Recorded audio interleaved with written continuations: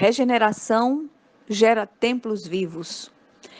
Despojando-vos, portanto, de toda maldade e dolo, de hipocrisias e invejas, e de toda sorte de maledicências, desejai ardentemente, como crianças recém-nascidas, o genuíno leite espiritual, para que por ele vos seja dado crescimento para a salvação, se é que já tendes a experiência de que o Senhor é bondoso.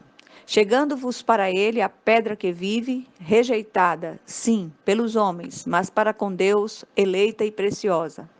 Também vós mesmos, como pedras que vivem, sois edificados casa espiritual para ser de sacerdócio santo, a fim de oferecer de sacrifícios espirituais agradáveis a Deus, por intermédio de Jesus Cristo. Pois isso está na Escritura: eis que põe em Sião uma pedra angular, eleita e preciosa, e quem nela crer não será de modo algum envergonhado. Para vós outros, portanto, os que credes, é a preciosidade, mas para os descrentes, a pedra que os construtores rejeitaram, essa veio a ser a principal pedra angular, e pedra de tropeço e rocha de ofensa. São estes os que tropeçam na palavra, sendo desobedientes, para o que também foram postos. Vós, porém, sois raça eleita, sacerdócio real, nação santa, povo de propriedade exclusiva de Deus, a fim de proclamardes as virtudes daquele que vos chamou das trevas para a sua maravilhosa luz. Vós sim, que antes não erais povo, mas agora sois povo de Deus, que não tinhais alcançado misericórdia, mas agora alcançastes misericórdia. 1 de Pedro 2, de 1 a 10.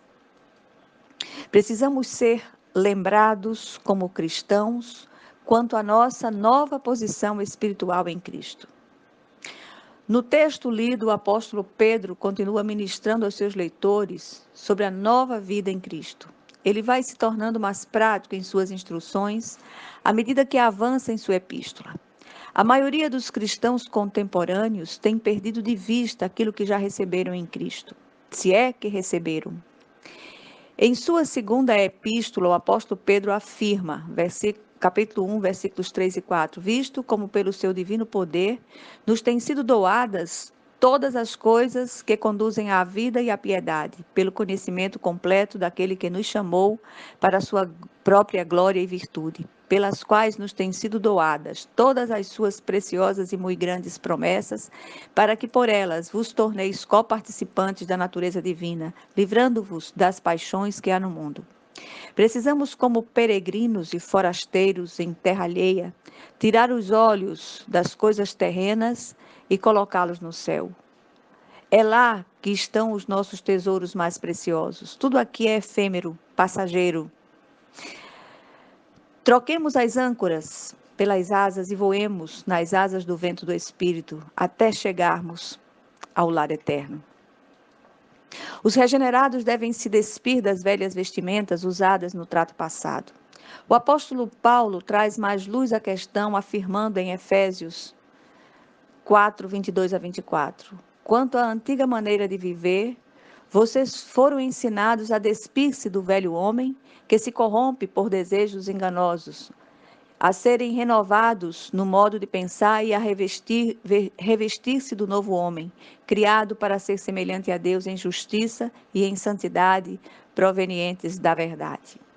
E em Colossenses 3,8, ele continua dizendo, mas agora abandonem todas estas coisas, ira, indignação, maldade, maledicência e linguagem indecente no falar. Os regenerados devem desejar ardentemente o leite espiritual para que possam crescer e se fortalecer. Em Romanos 6,4, Paulo diz, portanto, fomos sepultados com ele na morte, por meio do batismo, a fim de que, assim como Cristo foi ressuscitado dos mortos mediante a glória do Pai, também nós vivamos em uma vida nova. Os regenerados devem se achegar mais e mais a Cristo, a pedra viva. Não há contradição entre os escritos apostólicos, visto terem a mesma fonte, o Espírito Santo de Deus. O apóstolo Paulo ainda diz sobre este assunto, falando aos Romanos 12:1, portanto, irmãos, rogo-lhes pelas misericórdias de Deus que se ofereçam em sacrifício vivo, santo e agradável a Deus. Este é o culto racional de vocês. Por que os regenerados devem agir assim? Fomos constituídos reino de sacerdotes, nação santa, raça eleita, povo de propriedade exclusiva de Deus. Vejamos o que dizem outras escrituras a esse respeito. Em Apocalipse 5:10, diz o seguinte: Tu os constituístes reino e sacerdote para o nosso Deus, e eles reinarão sobre a terra. Isaías 43, 20 e 21. Fornecerei água no deserto e riachos no ermo, para dar de beber a meu povo escolhido, ao meu povo que formei para mim, a fim de que proclamasse o meu louvor. Efésios 5:2. Portanto, sejam imitadores de Deus como filhos amados e vivam em amor, como também Cristo nos amou e se entregou por nós, como oferta e sacrifício de aroma agradável.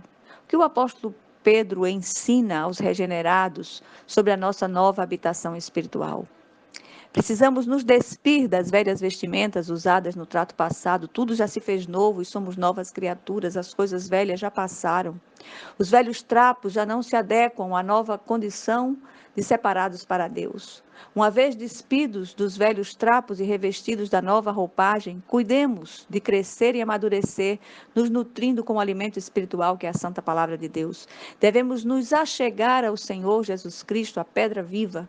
Só nele podemos ser alicerçados e firmados em Deus, nos tornando também tijolos dessa edificação espiritual. Devemos reconhecer a nossa nova condição de povo escolhido, sacerdócio real, nação santa, povo de propriedade exclusiva de Deus e templos vivos. Grande é o privilégio e maior ainda é a responsabilidade. Fomos chamados para anunciar as grandezas daquele que nos chamou das trevas para a sua maravilhosa luz. Amém.